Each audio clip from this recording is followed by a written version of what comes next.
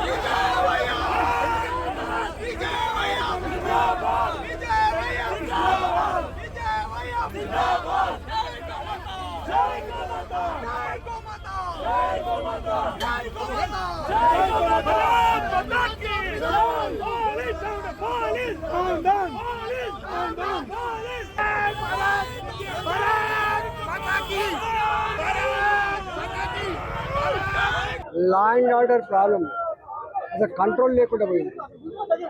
Gun culture పెరిగిపోయింది.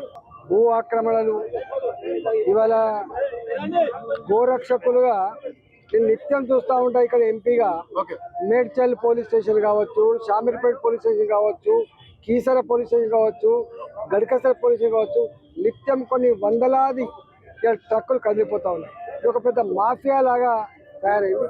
దీన్ని control చేయాల్సిన బాధ్యత ప్రభుత్వం మీదనే ఉంటుంది. గోరక్షకులుగా సమాచారం ఇస్తుండొచ్చు, కానీ కంట్రోల్ చేయాల్సిన బాధ్యత మాత్రం పోలీస్ స్టేషన్ మీదనే ఉంటుంది. కానీ ఎక్కడో పోలీసులు పూర్తిగా విఫలమైన సందర్భంలో గోరక్షకులుగా బయటకు వచ్చి అక్కడక్కడ సమాచారం ఇవ్వడం కానీ అక్కడ ఆపే ప్రయత్నం చేస్తున్నప్పుడు ట్రక్కులతో గుద్దడం, ఇవాళ ట్రక్కుల్ని వీళ్ళ కాళ్ళ మీద నుంచి పోనించడం. ఇవాళ 3-4 వెహికల్స్, ఒక్కొక్క ట్రక్ ఆవులు తోలుకపోయేటువంటి ట్రక్కి 3-4 వెహికల్స్ ఇలా కత్తులతో గుండాలు దాన్ని కాపలా కాసే పద్ధతి. ఇది ఆపాలని చెప్పి చాలా రోజులుగా ఇక్కడ డిమాండ్ వస్తూ ఉంది. నిన్న ప్రశాంత్ అనే వ్యక్తి మీద నేరుగా ఇలా తుపాకీతో కాల్చిందంటే ఎంత ధైర్యం ఉండాలి, వీడికి ఎవరు సపోర్ట్ చేస్తున్నట్టు, ఎవరి అండతో ఇలా వీళ్ళు పని చేస్తున్నట్టు, మరి చట్టం ఉన్నట్టా లేనట్టా ప్రభుత్వం చెప్పాల్సిన అక్కడ ఉన్నది. దీని పూర్తి బాధ్యత ప్రభుత్వం అని చెప్పి హెచ్చరిస్తా ఉన్నాం. ఎందుకంటే ఇది విశ్వాసానికి సమయం.